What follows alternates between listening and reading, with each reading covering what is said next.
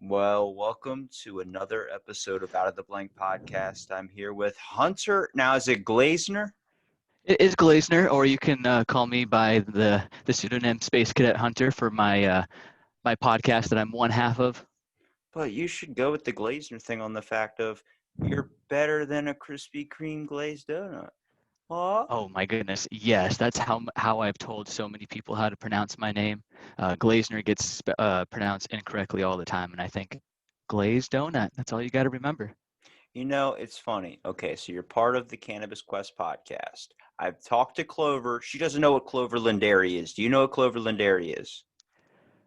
Is that's a milk brand, yeah? Yes, it's the school milk, the best fucking milk in the world. Well, okay, so is it the best milk because you had it when you were a child, or is it objectively the best milk? Don't do this to me. Don't Because do I've this. had some fire AZ dairy milk out of the glass bottle. However, it was root beer milk, and that's just a whole another conversation. You know what? I'm not gonna lie. It might be the factor of when I had it as a kid made it so good because it was like the only one there. But I'm also not gonna lie on the factor I've tried it at a gas station because they sell it there and it still holds up. It's a lot Oh, better than if you watch like an old school movie and try rewatching it and it's like, wow, this movie was garbage.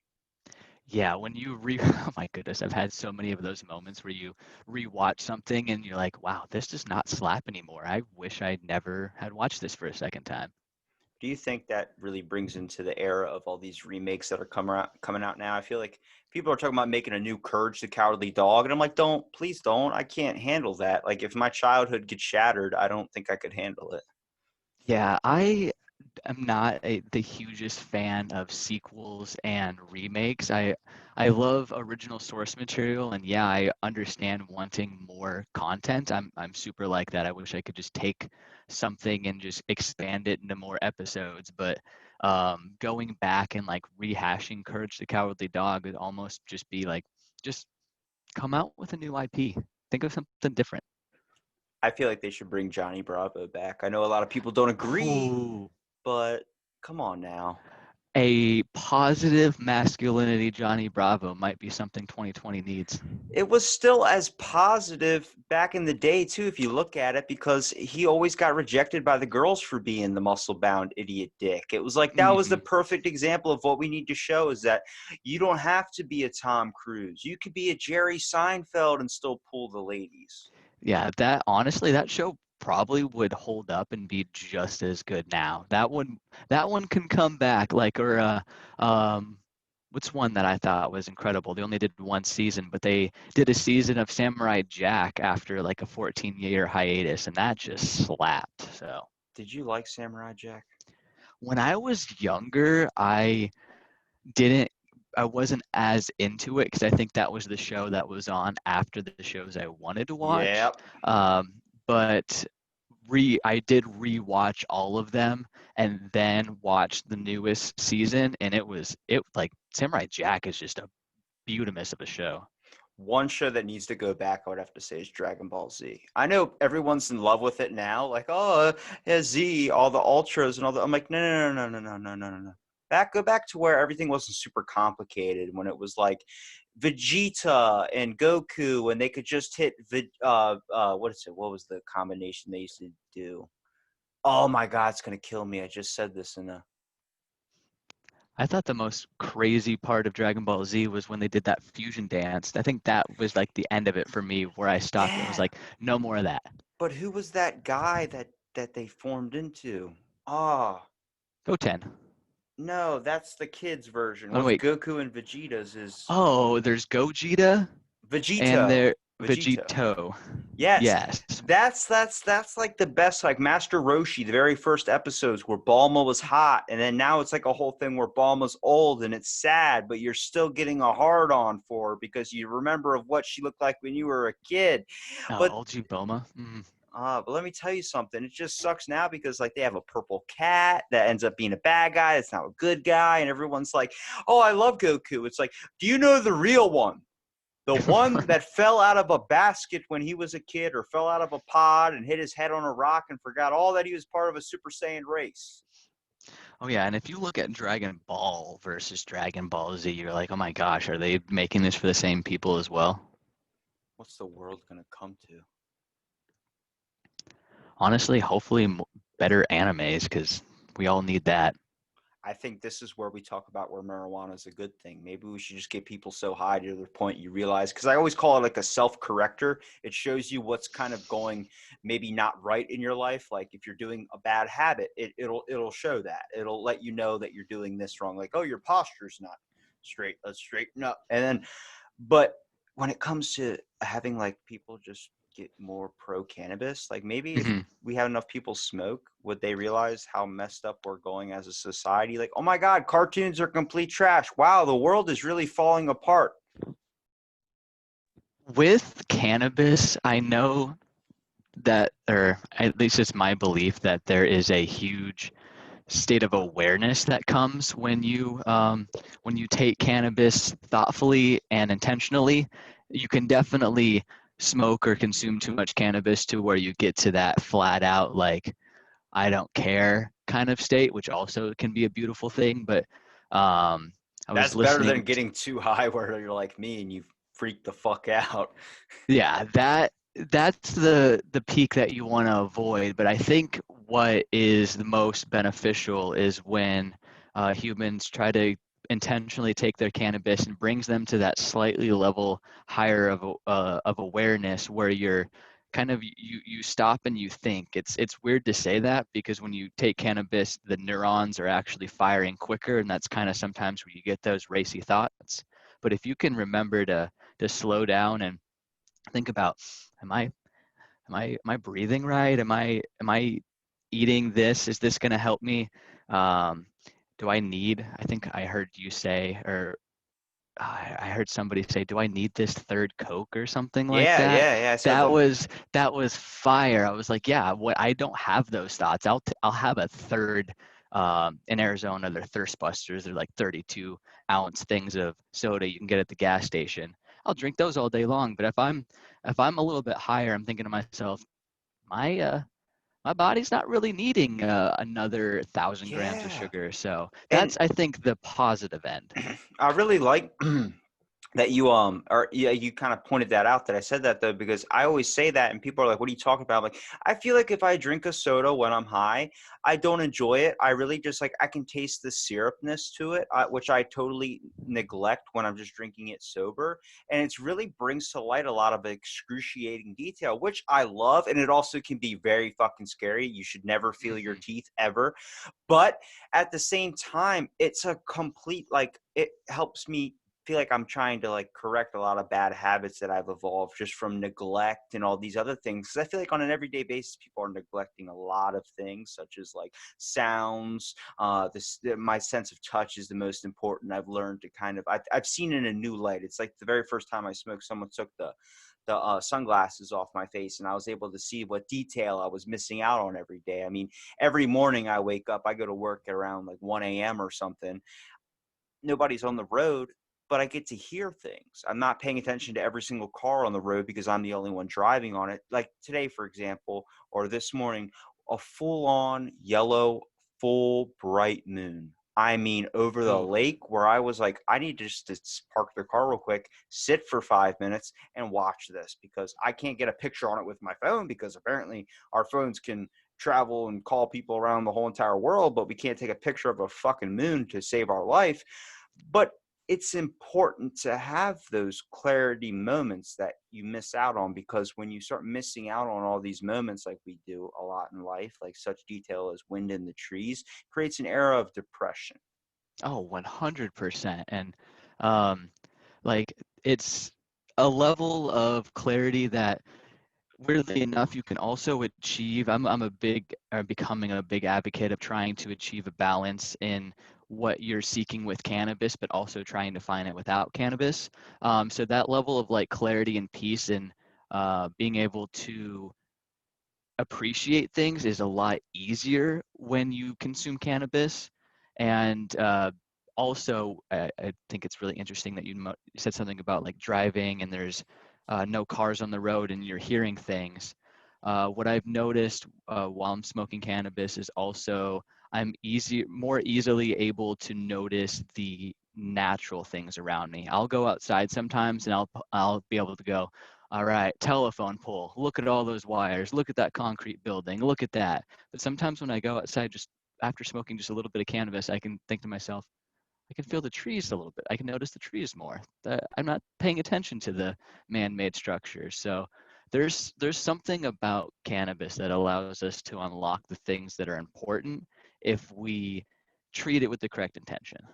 Like taking things down to the base material, bringing it back to a blank slate. That's why a lot of people want to talk about getting in touch with nature as their form of relaxation when they're high or something. It's always been that for me. I mean, that's where it started when I was 100%. a kid camping all the time. But it really is what I enjoy about kind of like your guys' concept for a podcast, the Cannabis Quest. I'll give you another plug right there. But the fact of you're also like doing what I think a lot of people need, and it's giving guidance on a lot of things people that are trying to get into something don't really know. I mean, there's a how-to book on how to work a microwave, how to this for dummies. Well, now you have a podcast that is how to get high the proper way, what you should know, and how to navigate these things so it doesn't end up being a bad adventure. Because every time for me has been a bad impression. So it really steers you away from wanting to keep on Hmm. doing it. And I feel like with all these kids nowadays and how big it's becoming with in society and culture of cannabis, it is literally turning to a point where it's like we have cannabis infused chefs. I introduced Hmm. Clover to Dorothy Lawson and Chef Turtle, Neil, who all do these channels that use cannabis creations to create cannabis infused foods. You're in Arizona, Dorothy Lawson's out there, and so is Chef Absolutely. Turtle. And you start finding out about these people that are doing something and turning it into a whole new way, such as like making a quiche that'll get you like that has the cannabis infused into it. For everybody, I'm pretty sure out there that knows what an edible is, first thing that comes to their mind is like a candy bar or a lollipop. It's a whole new way of changing it. You're giving people the advice, just like when you were in school, you wish someone would just tell you, hey, this is what sex is. This is what this is. Not that it's this scary thing. You're going to get an STD. You're going to get all these things. That's the wrong way of teaching it. You're teaching them in a way like, hey, this is something and if you do too much of it, it can end up like this. But here's the fun, and here's the stuff you need to know how to navigate your first trip. Like everybody, like if you're getting high for the very first time with somebody, you want someone that's going to walk you through like, hey, like it's like you're taking mushrooms for the first time. We're going to Hmm. take this ride together. Let me be your guide. Let me help you out. Let me make it so enjoyable for you so you could do that for somebody else on their first time. But a lot of the times people are just like they totally space out, forget about that person. Next thing you know, you're trying to navigate this thing all on your own, and it's scary. 100%. And just like I'm glad you brought up shrooms, like they're just uh, cannabis and mushrooms are just a tool given to us by nature to to better ourselves. Like it's its own plant and it has its own reason for existing. And humans' connection with it is to use it intentionally to, I think, expand and figure out a little bit more about ourselves and a little bit more about each other. It's never nobody really ever admits it, but cannabis is a mild psychoactive, and I very much attribute it to like taking mushrooms for the first time. If you're not in the right headspace, if you don't do it with intention, you might not have a good trip. And there's also people out there who just straight up their body chemistry won't allow them to take it. And that's where I'm trying to kind of navigate in the next couple months because I'm going through a lot of life changes and just being honest about my relationship with cannabis and going, all right, so sometimes you don't want to or you can't consume THC. So let's talk about CBD, or let's just talk about the mindfulness that cannabis brings us and maybe try to achieve a level of high without introducing THC in your life. And I think those are the next couple steps, is just kind of bridging that gap of the people who can't or won't smoke it to the people who absolutely are stoners about it, and just kind of having like a washover where everybody has an understanding. I think there's a line that needs to be drawn on the aspect of when you should be using it. A lot of people use it to get over hard times, but I feel like that shouldn't be the thing. You know what I mean? I mean, it's a good self corrector if you're having a rough day and you want to relax. Yeah, Hmm. smoke up.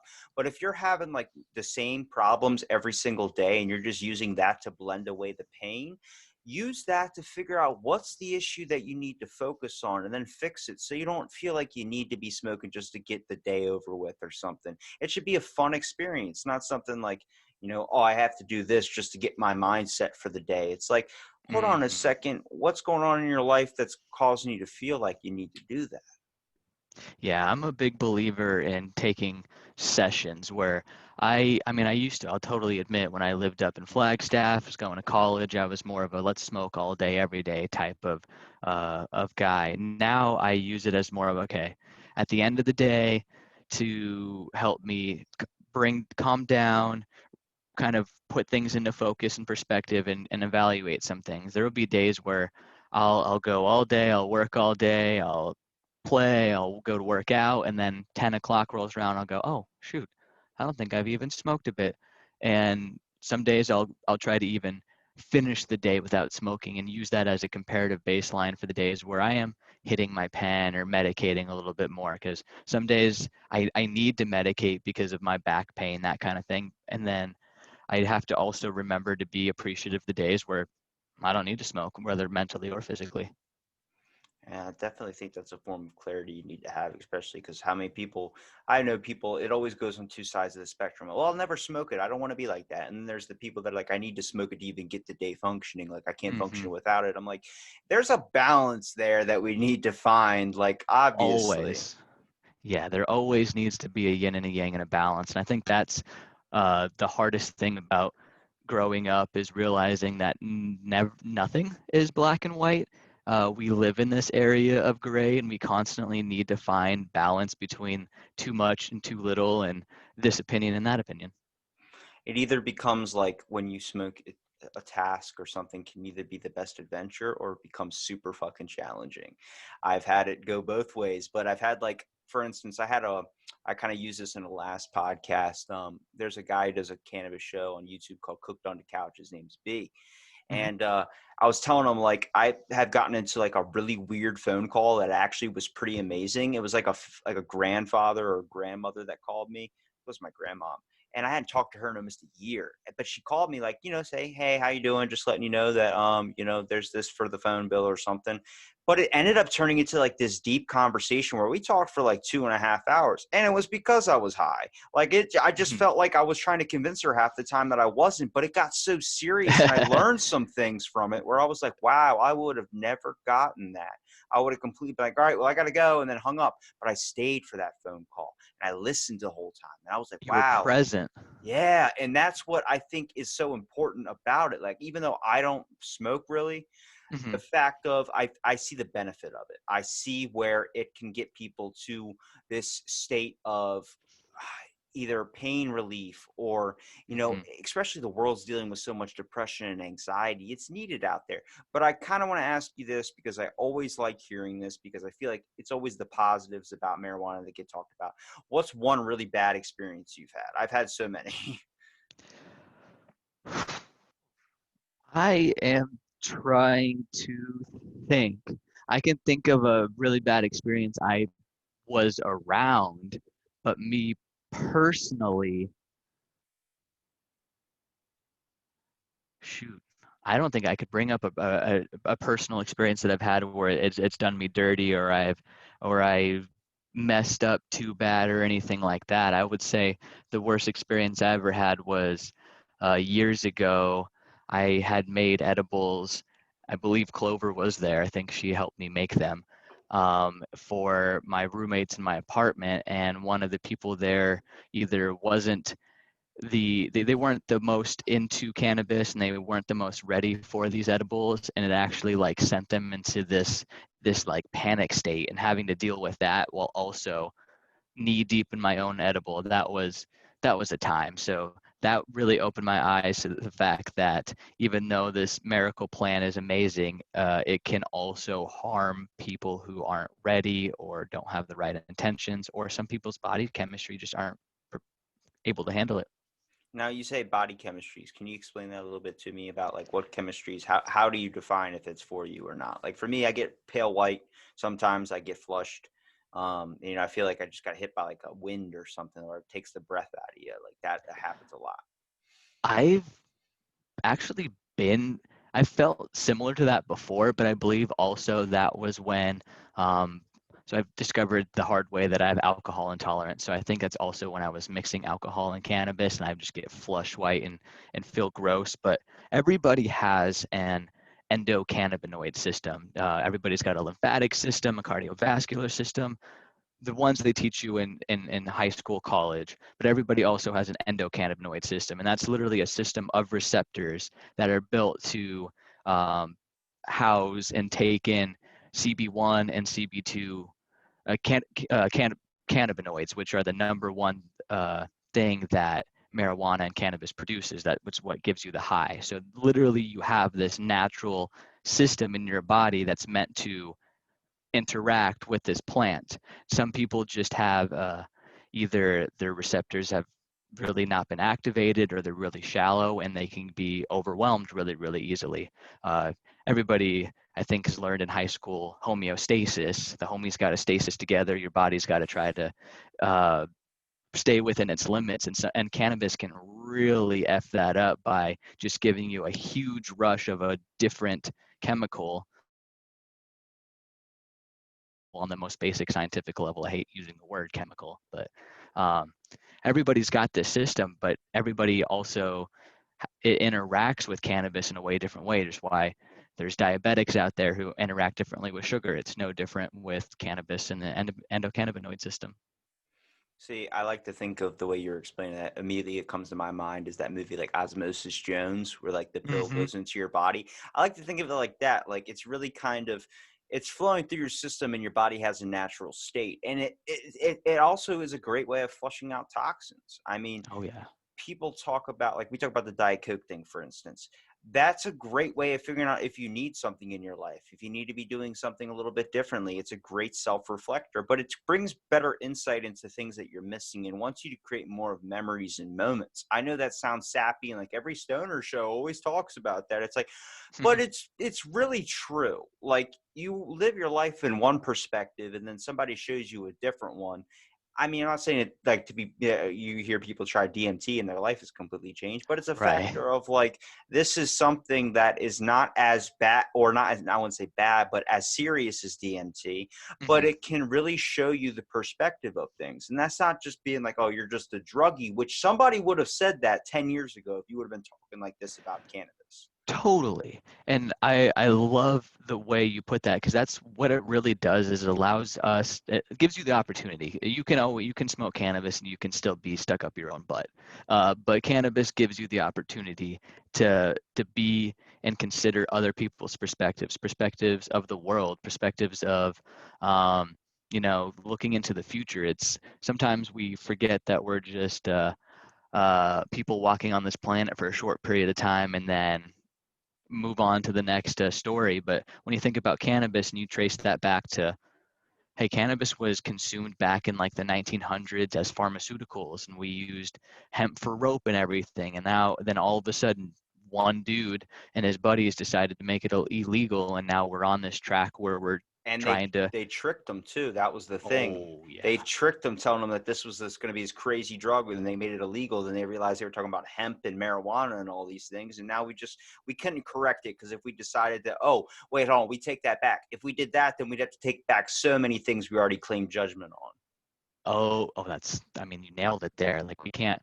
It's hard to admit a mistake when you've gone so hard and fast on that mistake. So now cannabis just almost needs a second reform where it was already accepted and used and being understood. And then literally the decision of one generation is essentially causing it to go through another revival. But because it's such a powerful and helpful plant, it's going to happen.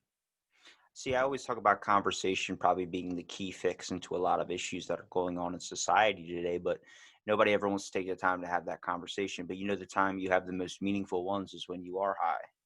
You want to actually give somebody that time, give somebody that respect to be actually intimate into a moment because they always talk about time going so slow.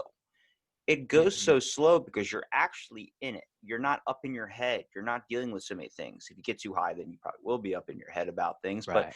best experiences I've ever had have been with marijuana that hit me to this day. I have had really bad ones, but I've had some extremely good ones where I'm like, that was so fun and I don't know why, but it was because you were in the moment of things. Yeah, you're living moment to moment.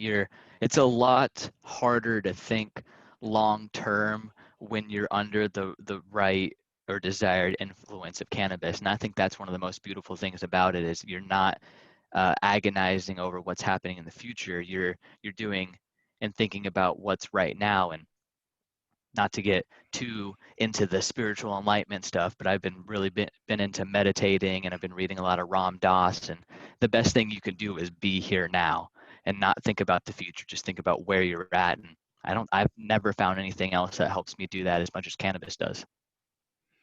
Yeah, I'm trying to think what would be your best experience, because I could give you one of mine if you want as like an example, but I feel like you already have one in your head. A best experience, boy, I have so many. I'd love to hear yours. Okay, so a really good experience for me, besides that phone call that I mentioned, would be that, see, a lot of my high school years was dealing with just like getting high, like my senior year. I mean, I used to get to the point where I would go into class and like my teacher's like, "Where's your work?" I'm like, "I don't know." She's like, "Where's your book bag?" I'm like, "I don't know." Totally. But I would always like wake up in the morning, I'd be getting ready for school or something, and then my brother would come in and be like, "What are you doing?" I'm like, "Going to school." He's like, "No, you're not. You're getting high." I'm like, okay, mom, staying home sick from school. Next thing I know, I'm sitting with a giant ass salad bowl filled with CT Crunch, filled with some freaking Frosted Flakes, and watching the movie Friday. But I was way too lazy to take the DVD out of the Xbox, so I would have that on repeat 24/7 every single day, to the point where I can reenact any scene from Step Brothers and any scene from Friday, for instance. But what's really cool was I did the Step Brothers, and a lot of people don't know this, but during the movie there's a commentary. So the commentary, they're supposed to be talking about the scenes that are going on in the movies and everything. Well, this one, if you listen when you're high, it is nothing like you would think. They're talking about basketball. Then freaking, I think it's Kobe Bryant, rest in peace. He came into the studio room while they're recording, like, who's that out there? Is that, oh shit, bring him in here. And that you just have him come in. And it's the scene at Catalina Wine Mixer, and they're just talking about like Talladega Nights and stuff. And it's like, what the, like, I was sitting there like, oh my God, what is going on? Am I like in a secret universe or something?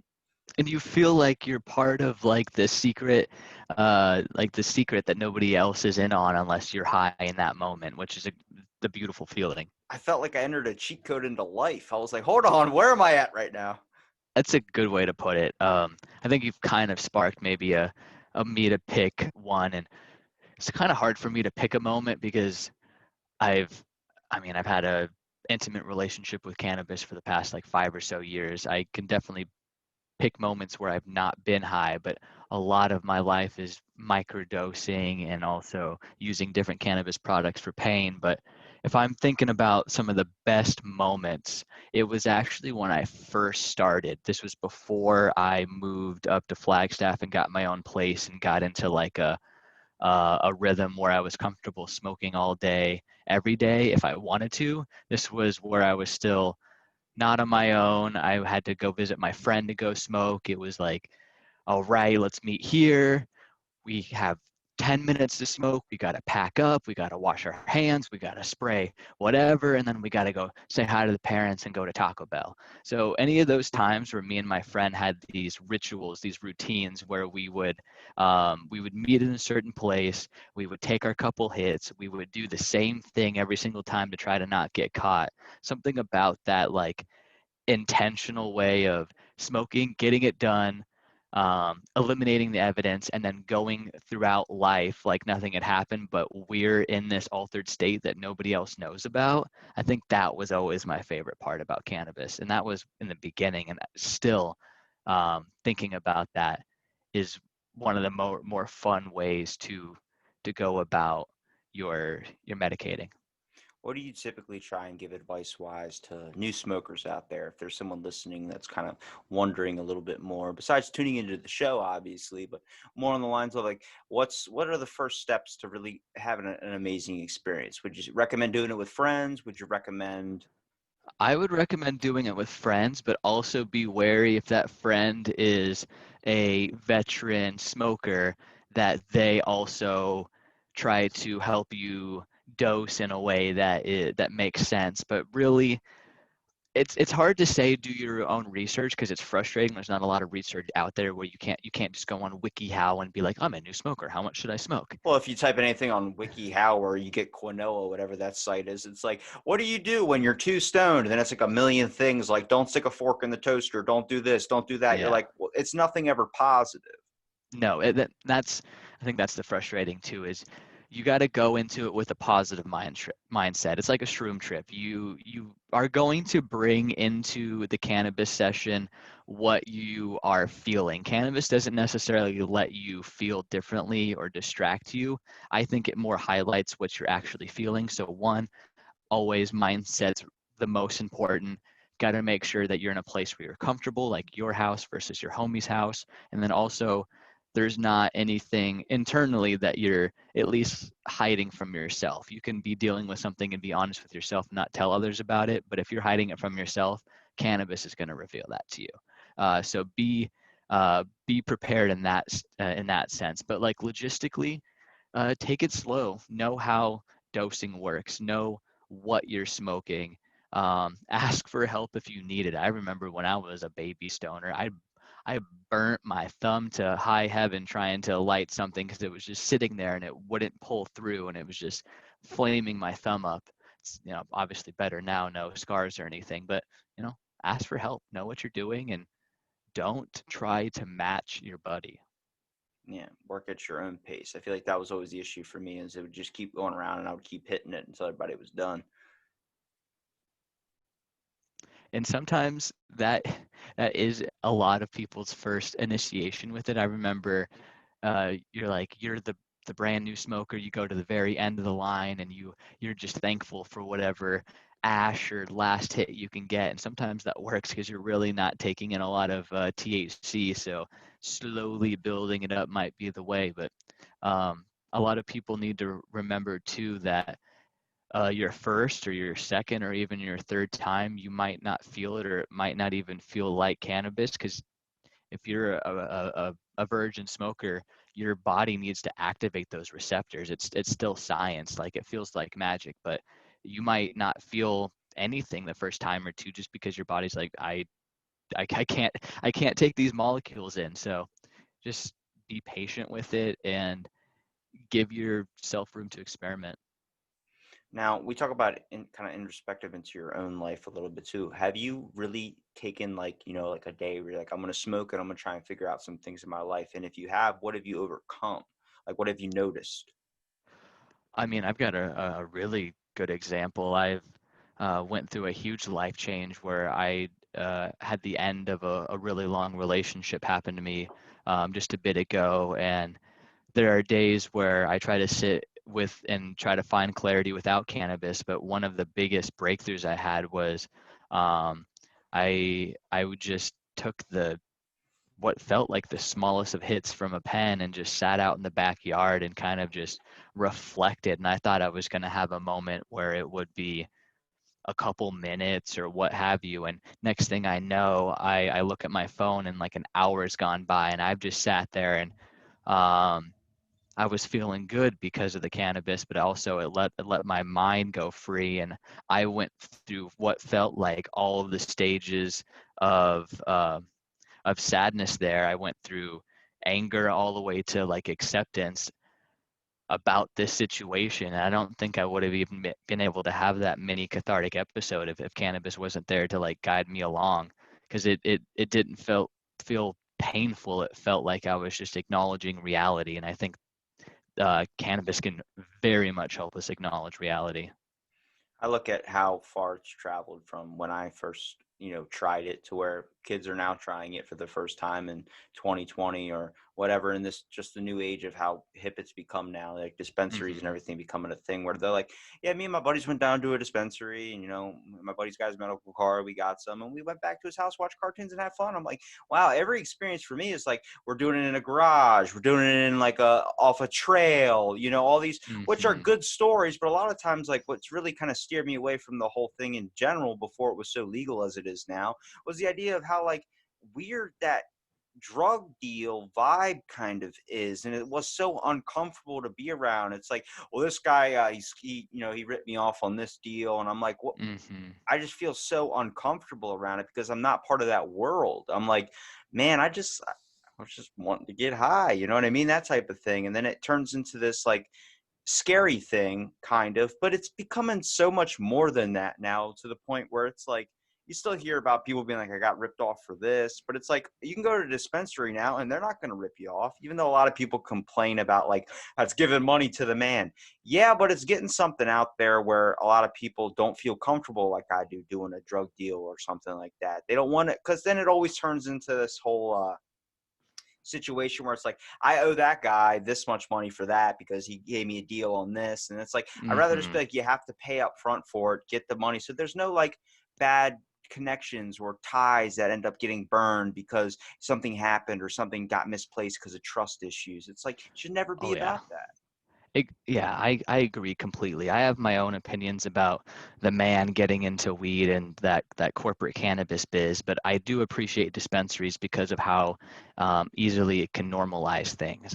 I've worked in the cannabis industry and in a dispensary, and a large number of patients that I saw daily were seniors and grandmas and people's parents, and they it they always commented how they never expected it to be like walking into like a a small Target and looking at something and then asking for it and getting a receipt and not being sketch. And that normalization is super super necessary to get more people on board and to uh, allow more people to partake, because if it is going to be that shady back alley dealing, the right people and a large majority of people aren't going to be able to understand how it is. So I think it's cool that you can go into what essentially feels like an Apple store and buy your cannabis. I just think it needs to be done properly. Yeah. I mean, what do you see, I guess, would be, because you kind of seem like you wanted to throw a butt in there with the aspect of the giving the money to the man. Now, what are your thoughts on the money to the man thing? Because I can understand it when it comes to like you're paying a corporate, and honestly, it should be something that should be free.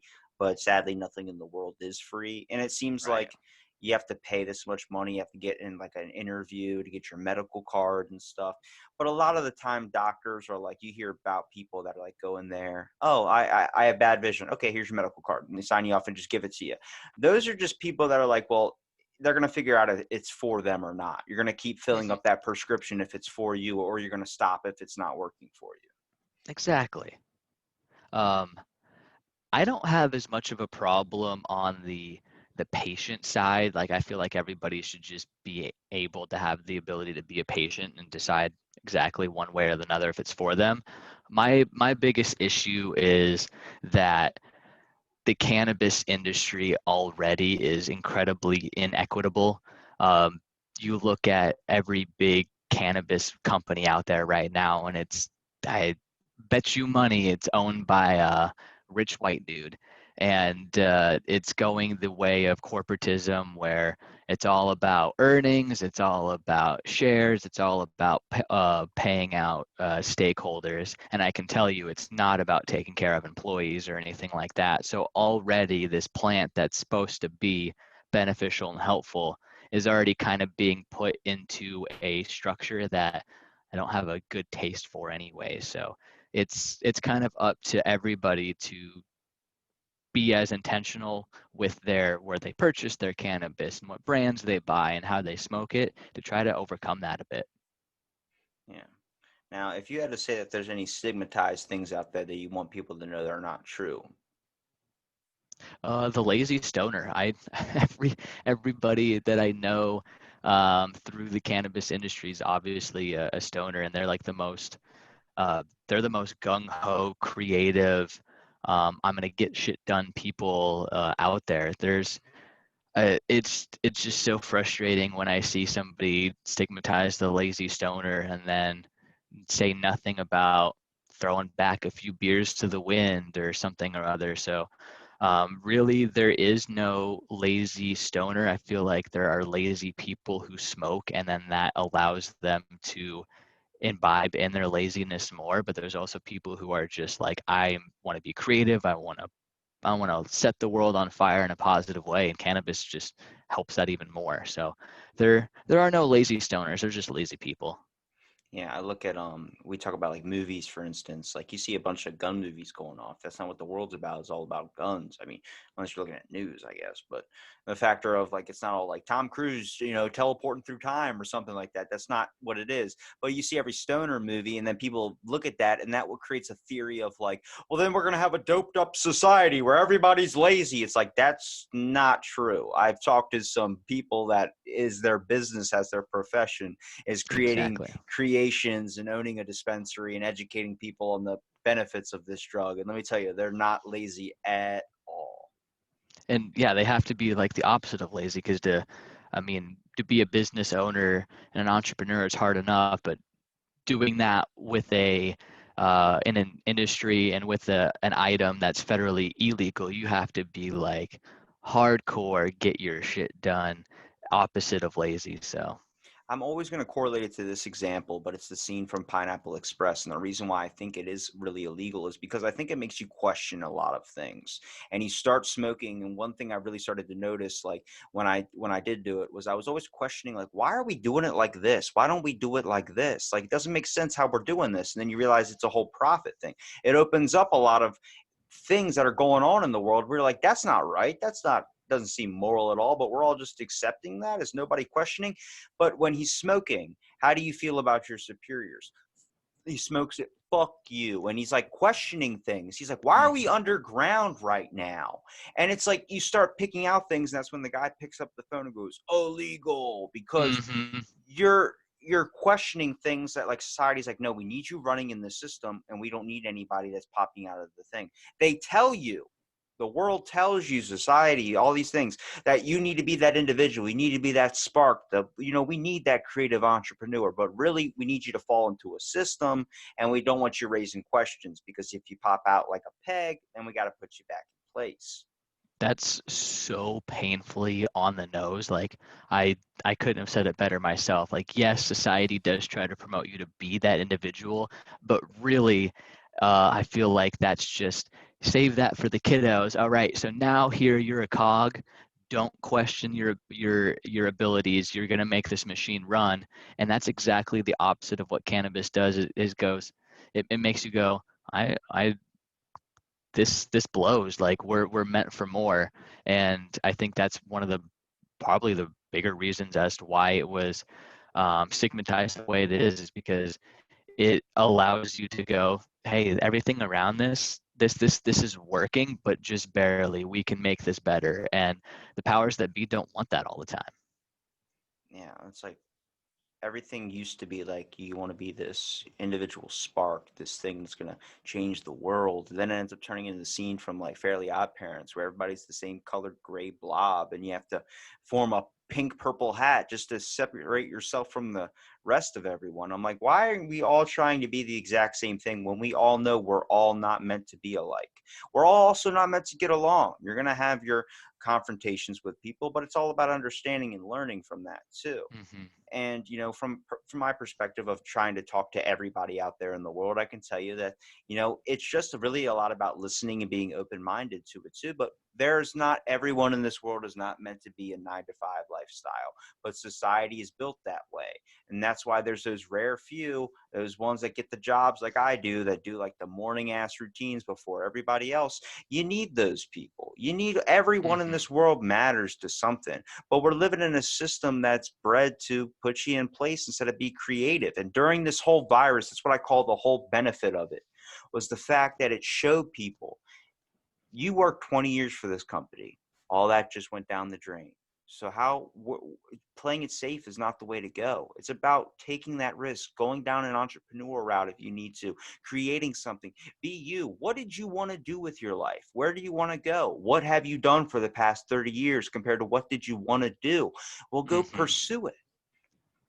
Yeah, that if 2020 has really taught us anything, is that what we're doing is really nonsensical, even though we tell ourselves every single day, no, this is the safe thing to do. I go to work and then I put money in a retirement, and I'm told that if I do this properly, then I'll get my payout. But then the world goes, hey buddy, that's uh, that's not gonna fly. You can't just trust you can't trust the man to make your life better. So I think we need a kind of like an awakening to realize we need to be more creative and less of a drone. And I have jokingly said this for the last couple of years, but I think we are coming upon another creative renaissance. There was one, I love classical music.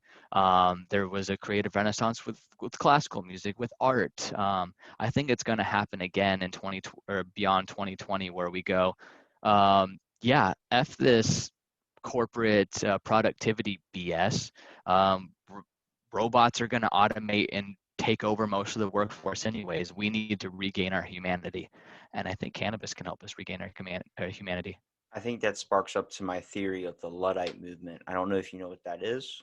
Mm-mm. So a long time ago during the Industrial Revolution, there was a thing called the Luddite movement, which was all these people that were getting a bread a week for their whole entire family. All these factory workers started losing their jobs because of printing presses and all these other things that had started coming out, started taking their jobs. So they would break into the factories and they would destroy the machines. It was called the Luddite movement.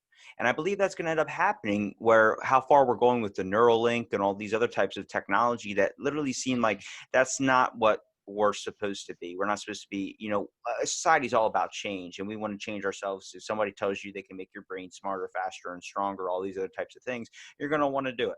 But if it Mm-hmm. causes to take out a lot of the things like that part that make you human, some people are going to be for that and some people are going to be against that. But technology is evolving at such a rapid rate. I believe it's going to hit this point where it's going to take a lot of jobs from people more than the virus has. There's going to be a lot of Oh things that yeah. are just going to be functioning off machines. And I believe people are going to stand up and want to fight that. Like, hey, I this self-serve stuff's got to stop because this isn't, we need people to have jobs. We're always going to need those. You shouldn't have a 70-year-old woman delivering pizzas or something. That shouldn't happen, but it's happening now Exactly. because it's so much Mm-hmm. harder to survive in this world. And it is, and a lot of people aren't willing to admit that too, that it's harder to survive in 2020 than it was in 1990, 1980, et cetera. Like it's not only are we competing globally now, but like technology is so expansive that there are things that you could get hired for 10, 20, 30 years ago that no longer exist because it's technology does it for you. So it's harder to find something that will allow you to live. And I think that's the shameful part, is that we as a society have accepted the lie that you need to provide value or make money to be able to have the luxury of existing. I think us humans, we should be able to live in a country and provide our own value, whether it be creativity or what have you. We don't need to show that we can output productivity to dignify our existence as humans. So I'm hoping moving forward that it's a kind of a hybrid of what you're talking about, where we say no to certain technology and say yes to let's have humans do this, but also maybe allow the technology to do a lot of the automation and then go, all right, so now us humans have all of this time and energy freed up. We are now going to invest that into creative pursuits, and we are going to allow that in to create some sort of economies where we can continue to live and thrive. Because I mean, we we'll buy we'll buy crap from Walmart all day long, but we won't buy our best friends art off their Pinterest or buy their crafts and stuff. It might be down to the point several years down the road where that's what we're doing to get by. Convenience has been the thing that's now replaced creativity. It kind of sucks, but honestly, from trying different hot sauce brands and people sending me stuff that they create out of a company, out of like their home or something, you start to really envision things when it comes to like, wow, I've just been buying the cheap stuff because it's cheap. Yeah, I understand, money's tough and stuff, but supporting a person, supporting someone that's taking a business adventure and doing something they love, I mean, that's going to be a bigger payoff than just buying like a $1 or $2 cheaper item. You know what I mean? Exactly. And that trade-off isn't as big as you think if you do things intentionally. You can buy that $5 hot sauce that's banging and support your best friend and not spend it on crap elsewhere, and then all of a sudden two people are thriving. Yeah. I think the world, it's at a complicated state. I just think we've been running like at some point, I think it's around like 2010 or something, or 2011 or something, that we just hit like this different verge. And now we're at this crazy point where it's like everything's either getting canceled or everything's getting to this point of like super sensitivity for good and bad. I Mhm. just think that we're really holding on to things and holding grudges when we shouldn't be holding grudges. We should be letting go and either forgiving or moving on and just trying to find a new, I guess, higher state of mind, I would say. Yeah, I honestly think there's this we're so close and it's so necessary for us to kind of like we need to be like a phoenix. We need to molt a little bit and rise again and kind of keep moving forward with this new intensity. But there's like this oldness, this old guard that won't let go. So um, I mean, I'm a big Dark Souls nerd fan. If you have any knowing of that, like instead of letting everything burn and refresh and start anew, we're just going, nope, we're gonna maintain this rot and we're just gonna I like the rot. Let's not change things. And I think that's where we're at right now, where we refused. We know we need a huge change, but we're so terrified of huge change that we're just letting the same old bullshit repeat year after year, it feels like. Or literally like the little flower that you see growing through the crack of cement. We're really trying to reach for that, growth, and we're trying to pop out there. And society's that cement that's just on top of us. We need like, look, hey, we need that. We need to get that inspiration, that creativity back. Hmm. And that uh, I think that just allowing other people to be creative. And I think if we can not compete with our fellow man, we'll get there a lot easier. I think what we need to realize that is there's plenty of pie and that we just need to share it instead of fighting over the crumbs. And I think once we get that big picture, we'll move along. But who knows how long that's going to take. Well, I'm telling you, man, that was a perfect thing to end on, Hunter. Please promote everything, the podcast, Instagram page, everything where people can find you. If you want to promote your personal. Abs- you got it. So, first and foremost, definitely check out Cannabis Quest podcast on Instagram. We have a website, cannabisquesthq.com. That's where you can find my creativity baby, as I call it, my very first love, Cannabis Quest, where myself, and Clover, we release an episode once every Sunday, every first Sunday of the month at 4:20. You can find me on Instagram at Space Cadet Hunter. I believe that's Space CD Hunter because I can't abbreviate anything. And I am going to plug one more thing shamelessly. I want to stream and connect with peoples on Twitch. So myself and my dog, we just launched Senpai and Stormy. So if you can give that a follow or like on Twitch, you'll start seeing me connect with people and play some random ass games. Nothing better than that. And thanks for listening to this episode of Out of the Blank podcast, and stay tuned for another episode.